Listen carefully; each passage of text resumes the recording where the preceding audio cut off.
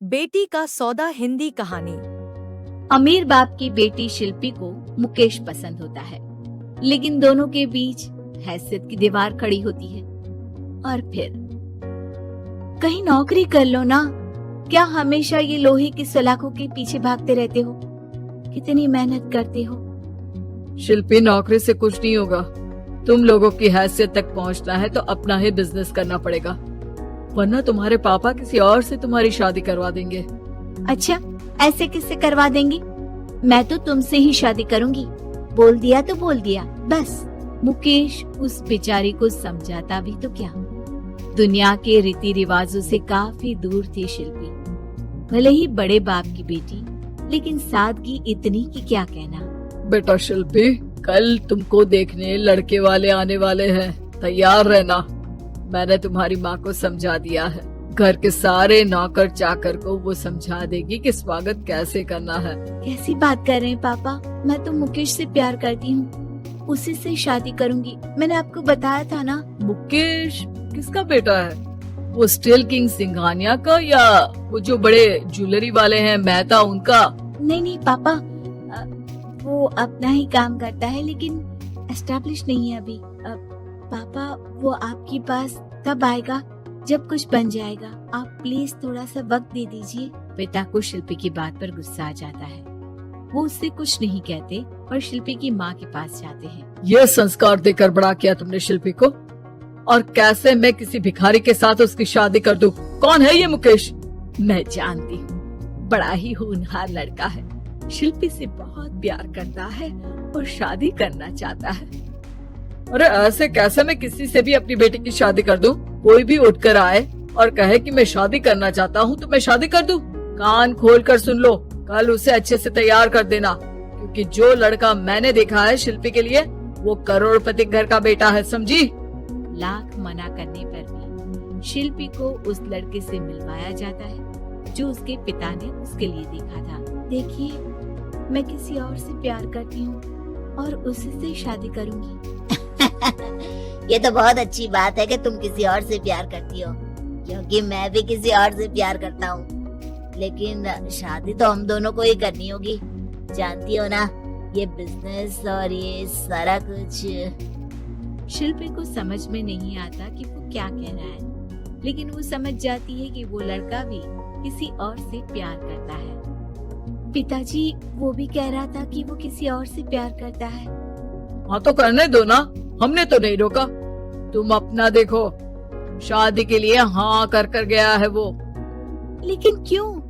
अरे वो और मैं दोनों ही एक दूसरे से प्यार नहीं करते, फिर शादी क्यों कर ले? पापा, एक बार सिर्फ मेरे कहने पर आप मुकेश से मिल ले। पिता शिल्पी के कहने पर फॉर्मेलिटी के लिए ही सही, लेकिन मुकेश को घर बुला लेते हैं। देखो, ज्यादा वक्त नहीं दे पाऊंगा। ये बताओ कि शादी के बाद कहाँ रखोगे उसे? 2 कमरे के मकान में?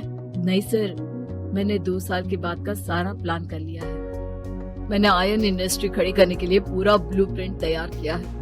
मेरी खुद की जगह है दादाजी की, बस थोड़ा फंड का अरेंजमेंट हो जाता तो काम शुरू कर देता। अच्छा, मतलब तुम यहाँ फंड रेज करने आए हो? मुकेश समझ जाता है कि उसके पिता शिल्पी की शादी उससे कराने के मूड में नहीं है। फंड आप कभी दे भी नहीं पाएंगे मुझे तो सिर्फ शिल्पी चाहिए। मैं उसके बिना नहीं रह सकता सर। मैं उसे बहुत खुश रखूंगा। वो तो हर पति का धर्म होता है। वो तो मैं किसी से भी उसकी शादी करा दूं, वो उसे खुशी रखेगा। लेकिन देखो, मैं ज्यादा बात को घुमाना नहीं चाहता। वो बड़े घर की लड़की है, उसे काम काज की आदत नहीं। अभी वो समझ नहीं रही, लेकिन तुम तो समझो। मैं किसी भी हालत में शिल्पी की शादी तुमसे नहीं करवा सकता। मुकेश पिता से लाख मन्नतें करता है, लेकिन वो नहीं मानते। शिल्पी की शादी उस अमीर लड़के से हो जाती है। शादी के बाद क्या हम लोग मेरी माँ के घर चले? मुझे उन लोगों की बहुत याद आ रही है। हाँ हाँ, जाओ जाओ। वैसे भी आज मैं अपनी गर्लफ्रेंड के साथ मसूरी जा रहा हूँ, तुम जा सकती हो। कैसी बात कर रहे हैं? अब हम लोगों की शादी हो गई है, आप कैसे किसी और लड़की के साथ जा सकते हैं? अरे मैंने तो तुम्हें शादी के पहले ही बता दिया था कि मेरी कुछ गर्लफ्रेंड्स है। अब प्लीज ये टिपिकल बीवी वाला रोना धोना शुरू मत कर देना। शिल्पी पिता के घर जाती है और माता पिता को सारी बात बता देती है। इतना गंदा इंसान निकलेगा मैंने तो सोचा ही नहीं था। अरे क्यों कराई मेरी फूल जैसी बेटी की शादी ऐसे घर में। और तो क्या हो गया, शुरू शुरू में हर घर में ऐसा होता है, धीरे धीरे ठीक हो जाएगा।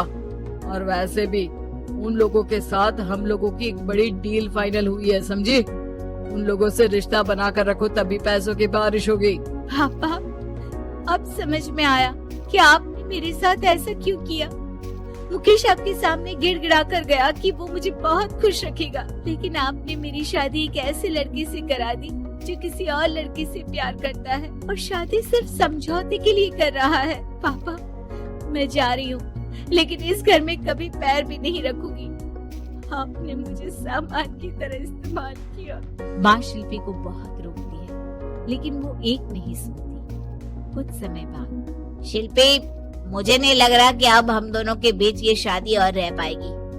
मैं किसी और से शादी करना चाहता हूँ। वैसे तुम परेशान मत हो ना, तुम्हारे पापा के साथ हम लोगों की डील जो चल रही है ना, वो नहीं रुकेगी, क्योंकि तुम बहुत अच्छी लड़की हो।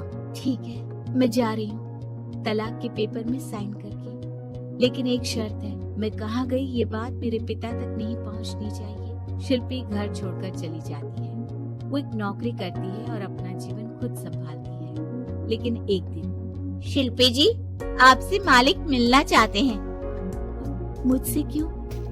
शिल्पी मालिक के कमरे में जाती है, जहाँ सामने मुकेश होता है। अरे आपको देखकर बहुत खुशी हुई, बहुत बड़े आदमी बन गए। थैंक्स, पर तुम्हें नौकरी करने की क्या जरूरत पड़ गई? मैंने तो सोचा भी नहीं था कि तुम मेरी शिल्पी होगी। तभी वहाँ शिल्पी के पिता आ जाते हैं। शिल्पी, तुम्हारे बारे में माँ से पता चला। घर चलो बेटा, मुझे माफ कर दो। मुकेश, मैं यहाँ अपनी कंपनी के काम के लिए आया हूँ। तुम्हारी कंपनी की डील अगर हमें नहीं मिली तो हम बर्बाद हो जाएंगे। वैसे अब तुम चाहो तो शिल्पी की शादी मैं तुमसे कराने को तैयार हूँ। बस करिए पापा, ये क्या सौदा लगा रखा है आपने।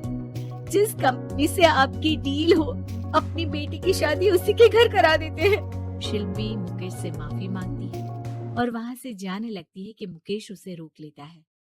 रुको शिल्पी, ये सब कुछ तुम्हारे लिए है। ये कंपनी, ये नाम सिर्फ तुमसे शादी करने के लिए ही खड़ा किया था।